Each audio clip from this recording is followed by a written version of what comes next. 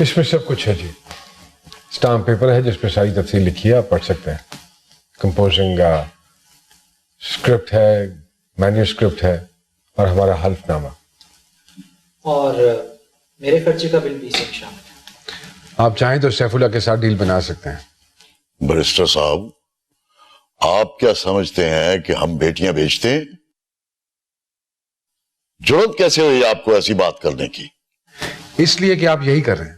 ये मौका तब होगा जब आप अपनी बेटी को आजाद कर देंगे, वरना नहीं।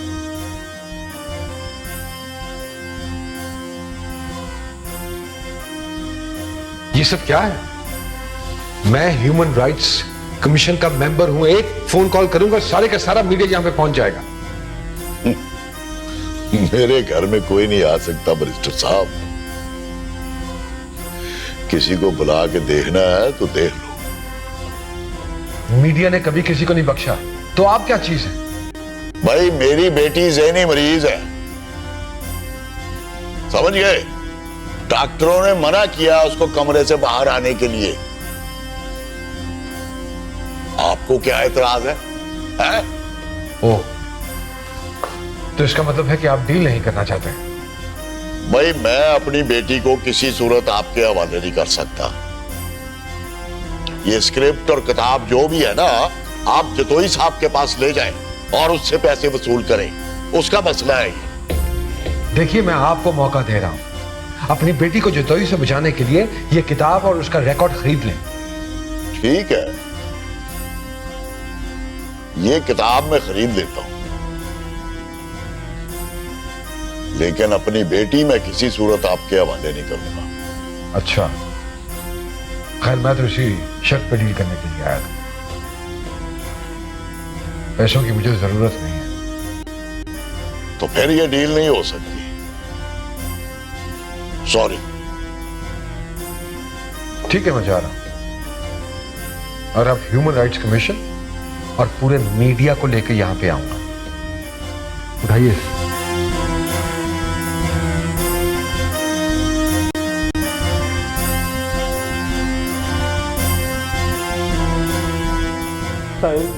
साईं मुझे माफ कर दे साईं, मेरा कोई कसूर नहीं है। तूने मेरी बीवी को बगावत पर उकसाया और वो आपके चैम्बर्स में जाकर हमारे खिलाफ बकवास कर कर अपने बाप के घर चली गई। साईं, मेरा तो इस केस से कोई ताल्लुक नहीं है। साईं, खुदा के लिए मुझे जाने दे।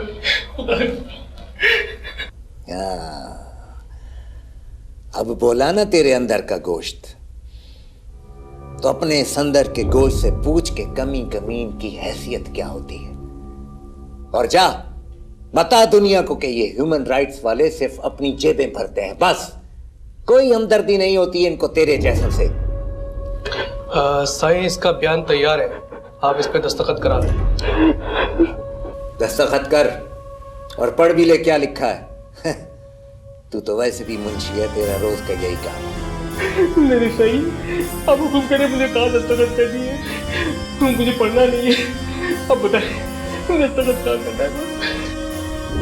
अब आया ना तू लाइन। एक बार मैं एक सियासी जुर्म में जेल चला गया, तो हर वक्त हाथ में तस्बीह फेरता रहता था। जब अचानक मेरी रिहाई का हुक्म आया तो तस्बीह उधर चटाई पे रखी थी। मैं फौरन जेल से निकला तो वार्डन बोला, साईं आपकी तस्बीह इधर रह गई है। मैंने बोला, नहीं, तस्बीह तो मेरी जेब में है, और मैं फौरन भाग आया। तू भी इस वक्त यही करना। सही, कागजात अब कानूनी हो गए, अब आपसे जाने। देख मुंशी, अगर तू ह्यूमन राइट्स वालों के पास गया और ज़रबे शदीद और ज़रबे खफीफ, क्या बोलते हैं? नहीं सही, भरोसा करें, मैं किसी के पास नहीं जाऊंगा। टाइम करो। कहाँ साइन करना है? ये कैबिनेट करो,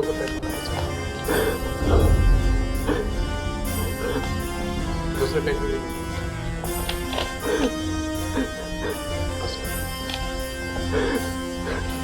सही जाना, खुदा के लिए। बोल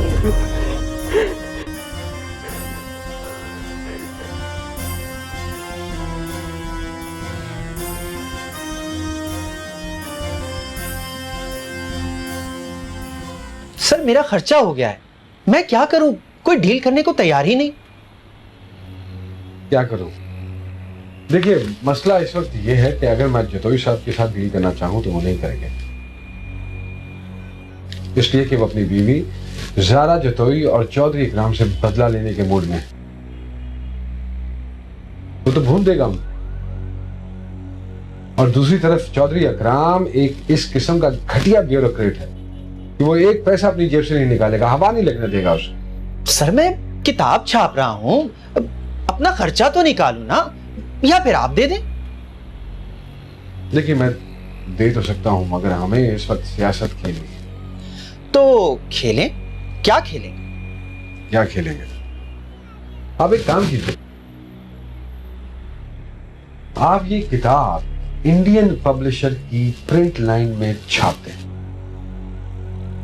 बल्कि इंडिया की छपी हुई किताब का इधर चर्चा इतना होगा कि जब आप छापेंगे तो वो हॉट केक की तरह बिकेगी। ये तो आपने बहुत जबरदस्त बात की है, मुफ्त की इंडियन पब्लिसिटी मिल जाएगी। कैश करें जतोई साहब की फैमिली लाइफ को।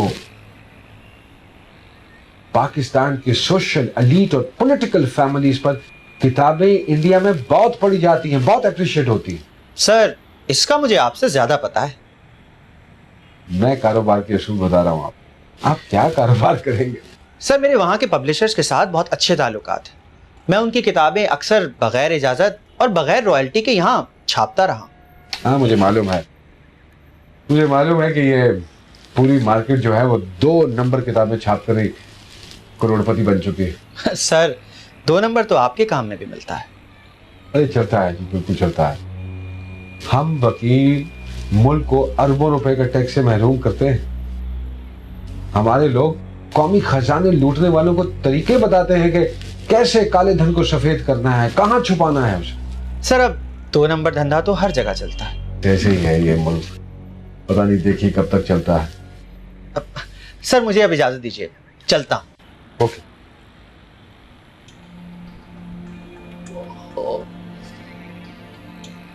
ये तुम्हें जतोई के आदमी ने उठाया था? बॉल मारा है सर। सर ये समझे हड्डी सलामत है, बस बाकी सारा अंदर से कीमा हो चुका है। आओ इधर बैठो। जी sir.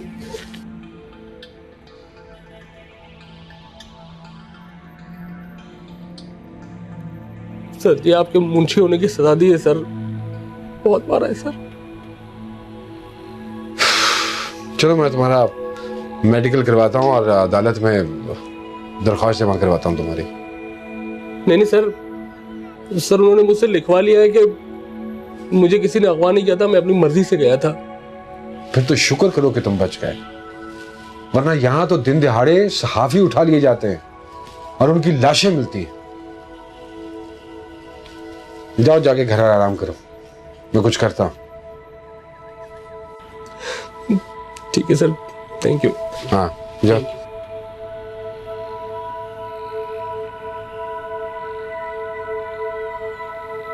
What a country we are living in।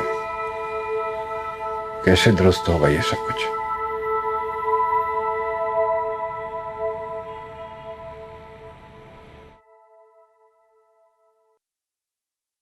हम 3 औरतों को बचाना चाहते हैं। और उनके साथ आप भाई को भी बचाना चाहते हैं? वो तो वैसे ही बच जाएगा, मर्द है ना। आपने ये औरतों को बचाते बचाते अपनी क्या हालत बना ली है? मतलब ह्यूमन राइट्स को बचाते बचाते इंसान को खुद अपने राइट्स भी बचाने पड़ते हैं। जब इस जहन्नम में पांव रखा है तो पांव जले या रूह जले क्या फर्क पड़ेगा। वैसे एक बात कहूँ मैडम, मैंने आपसे बहुत कुछ सीखा है। You are my role model. Thank you. आप ये बात जानते हुए भी ज़ारा को बचाना चाह रही हैं कि वो बैरिस्टर नसीम से मोहब्बत करने लगी है? वो उन दोनों का मामला है। मैं तो सिर्फ एक औरत को जुल्म से बचाना चाहती हूँ। मैं समझूंगी कि मैंने अपने आप को बचाया। आई एम सॉरी, मैं तो वैसे ही कह रहा था। वैसे भी बैरिस्टर नसीम ज़रूरत से ज़्यादा आगे बढ़ते जा रहे हैं। आपको ये कमेंट उन्हें देना चाहिए। वैसे आप कोर्ट के लिए निकले, अदालत ने ज़ारा की बाजियाबी के लिए बेलिफ मुकर्रर करना है। वैसे मैडम, अगर ये बात मीडिया में आ गई तो ज़ारा को वहाँ से गायब कर दिया जाएगा। रहीम बख्श, तुम मुंशी ही रहोगे। तुम्हें नहीं पता कि इस तरह के हुक्म अदालत अपनी चेंबर में देती है और ऐसे फैसले नशर नहीं होते। अलबत्ता ये फैसला नशर हो गया है। मैडम, ये बात मैं जानता हूँ, लेकिन ये बात काफ़ी दिनों से मेरे दिल में अटकी हुई थी, इसलिए मैंने कह दी। लेकिन अब समझे ये बात खत्म। जिंदगी में बहुत सारी बातें हैं जो दिल में अटकी रहती हैं और वो उनके सहारे चलते रहते हैं। आप अंदर से दरवेश फकीर हैं। अगर मेरे भाई को फांसी हो गई तो मैं नहीं रोऊंगी, बाकी आप लोग देख लें। वैसे कल आपने कोर्ट जाना है ज़ारा के लिए बेलिफ लेके। ओके, मैं चलता हूँ, फिर देख लेता हूँ जरा।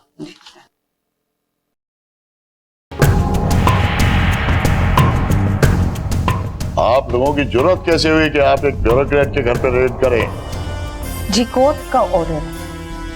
ओए, आप मुझे कानून दिखाएं, वरना मैं सीएम से बात करता हूं। देख लें। वैसे सीएम साहब काफी बिजी होंगे, चलें ऊपर जाके तलाशी देंगे।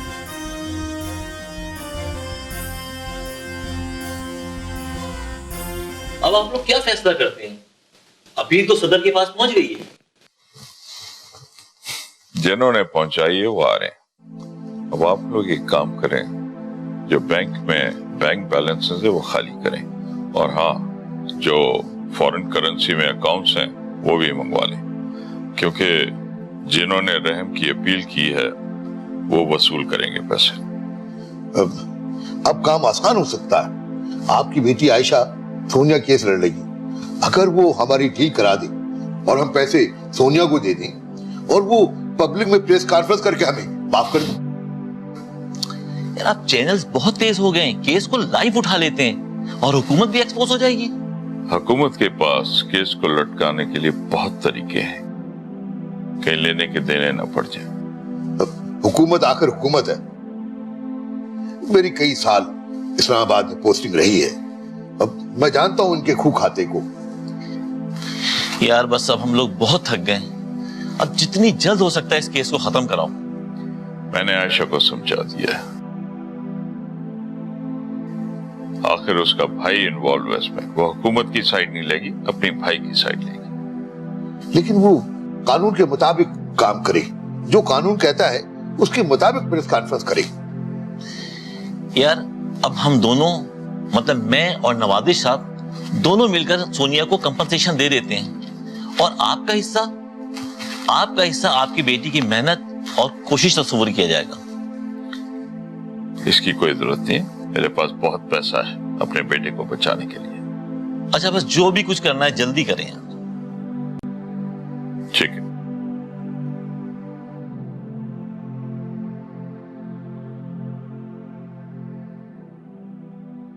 अब तक तुम्हारी हिफाजत मेरी जिम्मेदारी थी, अब जो तो ही तुम्हें किसी वक्त भी कत्ल करा दे, मैं जिम्मेदार नहीं हूं। किताब वापस ले लो। अब इनकी हिफाजत कोर्ट करेगी। चलें।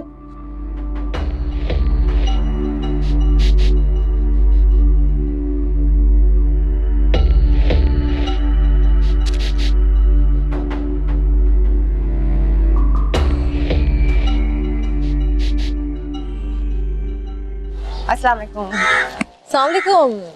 मैं समझी थी तुम तो मुझे भूल ही गई। नहीं, एक्चुअली जिस लम्हे के इंतजार में हम थे वो अब लम्हा आ चुका है। अच्छा ये ले आपके लिए। तकल्लुफ करने की क्या जरूरत थी, अब तो मुझे यहाँ की सब्जियां खाने की आदत हो गई। बैठिए। किस लम्हे का जिक्र कर रही थी तुम? एक्चुअली मैं सुप्रीम कोर्ट के केसेस में बिजी थी। आपके मुजरिमों की अपील में मेरा भाई भी शामिल है। अब वो केस प्रेसिडेंट ऑफ पाकिस्तान के पास पहुंच गया है। इसका मतलब ये है कि हुकूमत अब जिसको नवाजना चाहती है उसी के जरिए माफी की डील साइन करवाएगी। बहुत बड़ा ड्रामा होने वाला है। कल तक वो मेरे पापा के पास पहुंच जाएंगे, माफी के बदले करोड़ों की डील करेंगे।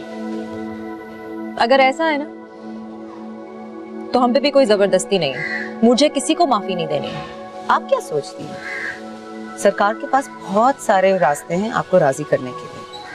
आपको यहाँ से उठा के कहीं और ले जाएंगे, किसी को पता भी नहीं चलेगा जब तक आप माफीनामे पे साइन नहीं करेंगे। तो अब हमें क्या करना चाहिए?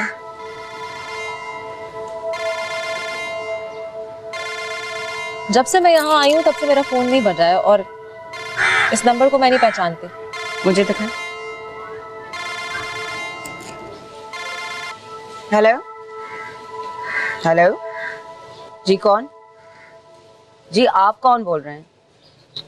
भाई मैं आपसे पूछ रही हूँ, आप कौन बोल रहे हैं? किससे बात करनी है आपने? यहाँ कोई फिल्म स्टार नहीं होती है जी, फिर से ना फोन कीजिए, थैंक यू। कौन था? मुझे लगता है कि गवर्नमेंट की किसी एजेंसी को पता चल गया कि तुम यहाँ हो। शुक्र है मैंने फोन उठाया था। तो अब हम यहाँ से कहाँ जाएं? तेल को देखो, तेल की धार को देखो। हो सकता है हम एक प्रेस कॉन्फ्रेंस करके माफी का ऐलान कर दें और फिर हुकूमत से उनका ट्रम्प कार्ड छीन लें। इससे क्या होगा? मैं आपको कॉम्पनसेशन तीनों पेरेंट्स से दिलवाऊंगी। After all they paying the entire government. तो हम डायरेक्ट डील क्यों नहीं कर लेते? मुझे अपने आप से शर्म आने लगी है। अपनी इज्जत की कीमत वसूल कर लूं मैं? और ऐसे माफ करने से आपको कुछ नहीं मिलने वाला। आपकी इज्जत की कीमत ऊंचे महलों में पहुंच जाएगी। अब आप यहाँ से ना हिलें और फोन भी ना उठाएं। मैं आपको फोन करूंगी और सिर्फ मेरा फोन ही उठाएं, ठीक है? मम्मी अमेरिका गई हुई हैं और पापा अपनी सियासत में बहुत बिजी हैं, तो इसलिए कुछ दिनों के लिए तो आपको कोई भी कुछ नहीं कहेगा। मैं उस वक्त क्या करती? अपनी जान बचाने के लिए मैंने कोर्ट में ये कह दिया कि मुझे आपके साथ जाना है। जाहिर है जहां आदमी खुद को महफूज समझता है उसी जगह का सहारा लेता है। आप अपने आप को यहाँ पे महफूज समझेंगे। लेकिन मैं अब टेंशन में नहीं रहना चाहती हूँ और फिर मेरी किताब का यहाँ कोई फ्यूचर नहीं है। देखिए, एक एडवोकेट की हैसियत से तो मैं यही कहूँगा कि पाकिस्तान के सियासी कल्चर को बदलने के लिए इस किताब का बाहर आना बहुत जरूरी है। वैसे भी अब इस केस को चैनल्स ने उठा लिया है। जब तक ये किताब आएगी चैनल्स की तो चांदी हो जाएगी। मेरी जान तो खतरे में है ही, लेकिन ये चैनल्स ही मेरी जान बचा सकते हैं।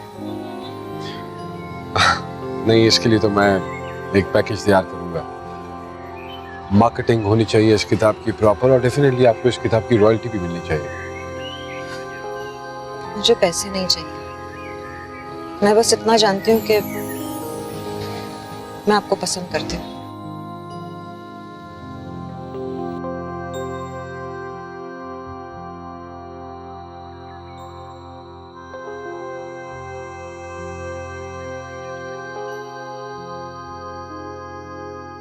ज़ारा, मुझे भी आप बहुत अच्छी लगती हैं, लेकिन शादी के बारे में मेरा ये मतलब नहीं था। मैं तो आपको सिर्फ अपनी लाइकिंग के बारे में बता रही थी। हाँ, ये अच्छी बात है और मैं भी नहीं चाहूंगा कि किसी के साथ कुछ गलत हो। सॉरी, मुझे सब नहीं कहना चाहिए। It's all right. मुझे पता है कि आप मुझे पसंद करती हैं और मैं भी आपको पसंद करता हूँ, लेकिन अभी किसी फैसले में पहुंचना मुनासिब नहीं होगा। मैं जानती हूँ।